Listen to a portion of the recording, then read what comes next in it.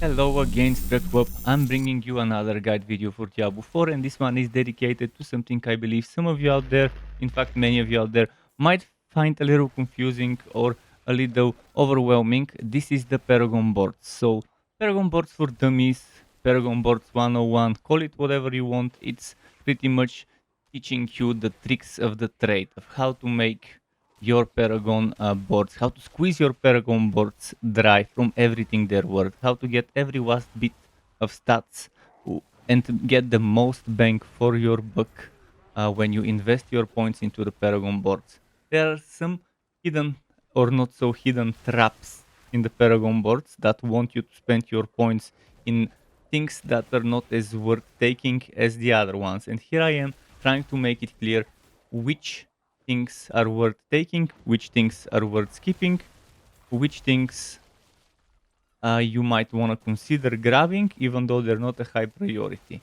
And in order to do that, I need to explain a few things. So buckle up, struck up, and let's go. As soon as you reach level 50, you would unlock the Paragon system. And every class has one starting Paragon board that has the exact same layout, slightly different stats placed around them, but kind of the same layout and it follows the same rules.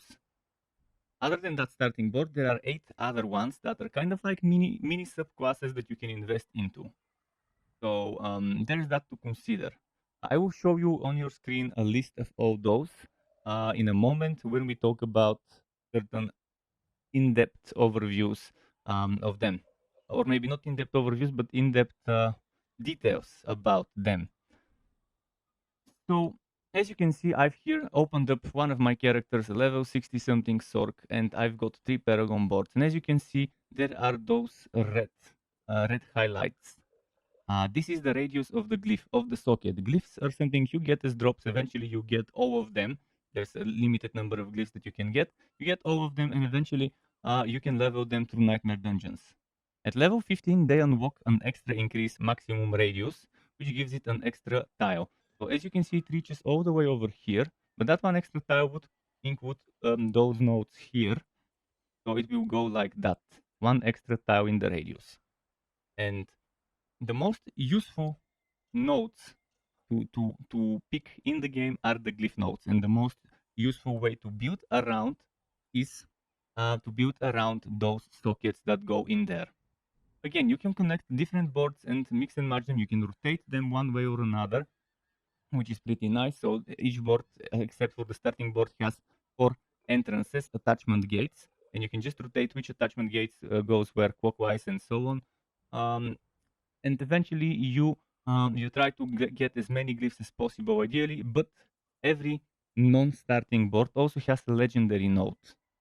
In seven 7 out of 8 cases, it won't be worth taking this one. In some cases, it's gonna be 6 out of 8 cases. So it's in most cases there's gonna be either 1 or 2 per class that are actually worth taking because the amount of points required from let's imagine this is maximum radius reaches here.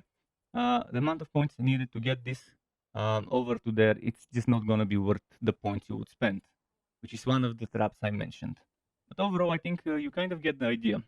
You earn points. You earn for every 25% of a level, you get a Paragon point, which means 4 Paragon points per level. From 50 to 100, that's 200 Paragon points. From Renown, for each region, you get 4 more. That's 20 more points from Renown, so 220. And 3 Paragon points from Altars of Lilith, specific Altars of Lilith, so that's 223 points you can invest. Which means there's a limited number, which means you obviously can't take everything there is to take, and you can't invest into all boards. And this is where the masterfulness comes. Where do you want to spend your points? So first off, let me teach you about something that would make it super easy for you to decide which board you take and which glyph you put in which board. Now, in order to explain certain things regarding how to get the most out of your board, you need to understand a few things. First of all, since there are different glyphs, and each of them give different bonuses, the best glyphs, in my opinion, are the ones that give you something like for every X amounts of each of stat Y. So it could be for every 5 Dex, for every 5 Int, for every 5 Willpower. For the Barbarians, there's for every 5 Strength, and so on. There's always going to be 3 stats. For the Sorcerer, you would have for every 5 Dex, for every 5 Int, and for every 5 Willpower. For example. So the most worth it ones would be those nodes. Because in those nodes, again, you can get a solid amount of points. For example, every class in the starting board has 70 of their main attribute for a fully upgraded maximum radius of the glyph, which means ideally, and it has 39 of all the other ones. Which means ideally for this one, you would obviously want something that gives you for every 5 intelligence, you get XYZ. And this is the list of everything that you can get. So as you can see in this list, I have gone through the trouble of calculating the main attribute and the other 2 attributes for each stat, for each class that are inside of this board. As you can see, again, starting boards are always 70, 39, 39. But the 70 obviously changes with be it int for Sork and Necro, Dex for the Rogue, Willpower for the Druid, or Strength for the Barbarian. And the other ones, again, also change depending on class. For example, Barbarian doesn't benefit from int, Sorcerer doesn't benefit from Strength, and Rogue doesn't benefit from Willpower, and so on. Now, as you can see, all the other boards I have collected here and added them. For example, for the Sorcerer, you can see there are even boards that can give you 75 intelligence within range of that. There's also boards where obviously you wouldn't want to put dexterity, such as Frigid Fate. You only have 29, which means for every 5 would only work for 25 of those, which means only 5 times the bonus. Whereas if you're looking for a dex board, obviously Burning Instinct is a great dex board, and Static Search is another decent choice. But obviously you need to consider what is around the sigil as well. So here you can see I've used, for every 5 dex, core skills deal increased critical strike damage. When this is leveled up at level 20, by the way, let me show you from Waterix build calculator. In a moment, let me show you from that build calculator what this does in the Sork. If you take this, it's called, as I said, Destruction. If you take Destruction gives you at max level for every 5 dex, core skills deal 15% increased crit strike damage. So that's what you would be getting. And considering that I've selected here Enchantment Master, and if you go back to my list, you would see that Enchantment Master is 39 dex. So we would wonder, okay, why didn't you take Burning Instinct? You have 15% more times 2 of that. You would have this bonus 2 more times. Sure, that's understandable, but Burning Instinct has different bonuses. If you go back to this build calculator, you would see that Burning Instinct has different bonuses. So I decided, instead of, I decided to sacrifice the potential of that 30%, up to 30% increased crit strike damage for my sorcerer, for my core skills. And instead of that, I decided to go for a board that has something more useful to me. So as you can see here, we have as you can see on my screen, just a moment to show you. As you can see here, I selected the Enchantment Master, as I said, and I've taken that, but over here we have stuff like non-physical damage, and over here we have non-physical damage to elites. There's non-physical damage and maximum life and stuff like that. So I decided to take a board that's going to be more useful to me than per se if I were to take what I showed you, the Burning Instinct. So again, you have to make some sacrifices, but you still have to pay attention to what gives you how much dex. And sure, Burning Instinct gives me 10 more dex, which means 2 times more the 15% damage to critical crit strike damage to core skills. But in the vicinity, there's burning damage to burning enemies, and I'm using an ice-based build. Where that won't be as fun and as useful to invest into. Although over here you have chance to execute non-elites, damage to burning enemies, and damage reduction from elites and stuff like that.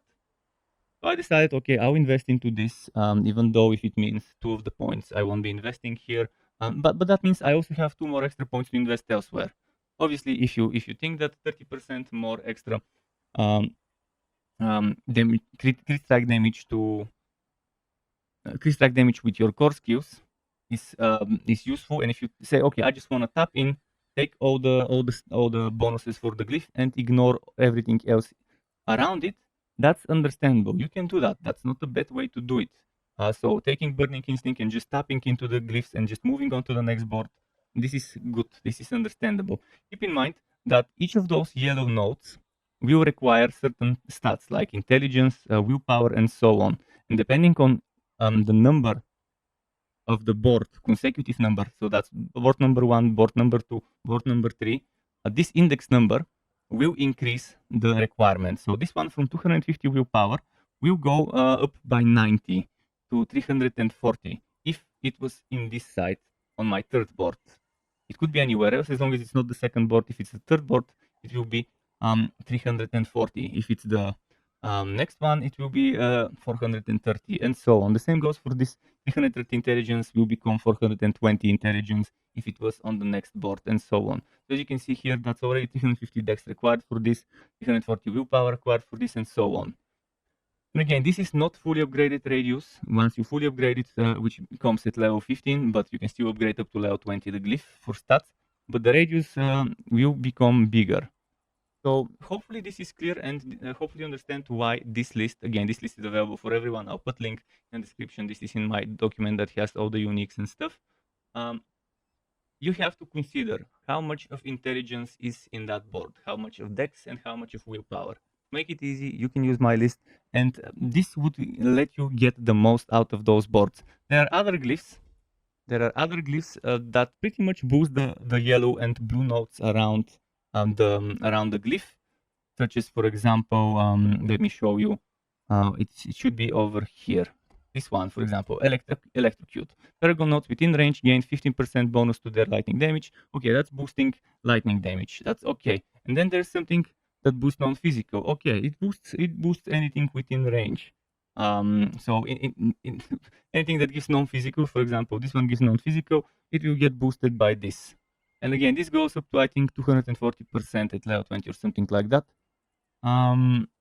So yes, it will be boosting those. It won't get bonuses based on the number of stats inside, but those won't give you as much. You could upgrade them and you could use them early on, but it would be a waste of points unless you go for something that is for every 5 X stat, whatever. The other one is, again, bonuses to rare nodes or to magic nodes. So this will boost the yellow ones, just the rare ones, for 25% extra. And again, each of those glyphs has a secondary bonus, which is met if within range you have taken X amount of a certain stat. For this one, I need 25 dex within range. For this one, I need 40 intelligence. For this one, I need 25 willpower, and so on, to unlock that secondary bonus. Since you would be unlocking as much as possible in most cases, obviously, you would be getting that secondary bonus. And then you would wonder, okay, but why aren't you taking the legendary ones? Why aren't you taking something as good as Icefall? Yes, Icefall is nice, but the amount of points to take it from, this is going to be the edges of a fully upgraded glyph, which ends around here. The amount of points from this point or from that point to reach this would be too high and not worth the investment. You would be better off leaving the board and connecting another one and getting another glyph in there for other bonuses. For example, things like exploit that gives you extra damage to vulnerable targets and so on. So hopefully this is clear. Hopefully you understand which one is the best ones to invest into. Being for every 5 X, Y, Z stat purchase within range, you get a certain bonus. Obviously, for different builds, different things would be useful. If you're using a core skill like Fireball, Ice Shards, Chain Lightning, you would want Destruction. But if you're focusing your damage all around Meteor or Blizzard, you would want something like Adept. They're both different. This one is intelligence. This one is dex required. You would have to pick different boards. Again, you could refer to that list regarding all the boards that you need. And if you go back to my browser, and if we look at this barbarian build, you can see, for example, for my barbarian, for my Quakestone barbarian, you can see I've used 1, 2, 3, 4, 5 boards. Of course, one of them is the starting, and you can see in some of them I have just invested into whatever is around here, around the glyphs. I haven't touched much else. I've taken a little bit of the overpowered damage, and that was it. But this build, just from the skill trees and from the Paragon boards, is already getting a ton of good stuff. Getting 647, up to 647 overpowered damage. And as you can see, I've taken some clusters. I've even taken this one here, which is Decimator, because this is the only board Every class has only one board where it is really connected to the glyphs, and you just need 5 points to take that one, which is 1 here and then 4 more to connect it to the radius of a max upgraded glyph. So in the majority of cases, pretty much the do's and don'ts. Don'ts, don't waste too many points reaching a legendary node. Don't waste too many points taking something that's too far away, like this fire resistance and life, like this vulnerable damage. As much as it's good, that vulnerable damage, it's gonna take a lot of investment. And if it's not on our major path, such as, for example, here we took this vulnerable damage and we took this physical damage on our way, obviously it's gonna be a waste of points. So it's best to try and get 4 or 5 extra, 4 or 5 total boards, which would be 3 or 4 extra boards on top of your major one, and to try and squeeze those boards dry for everything they're worth around the glyphs. I hope this was clear. If you have any questions, ask me. I will include lists and links to my spreadsheet with this table, and I will include links to Votrix calculator, which I'm using when I'm making my builds. Thank you for your patience, and I hope everything was clear. If it wasn't, again, ask me in the comments. And even if it was clear, I would love to hear from you in the comments regarding this video. To get notified when I upload more content like this one or other builds and guides for Wooter and not so Wooter games, you can subscribe to my channel and hit that bell button to not miss out on notifications. As well as keep in mind there's something called memberships on YouTube, which lets you be a paying member for my channel to get access to perks such as emotes and badges made by me, as well as the option to get one-on-one tutoring for the very basics of Adobe Photoshop, Premiere and After Effects.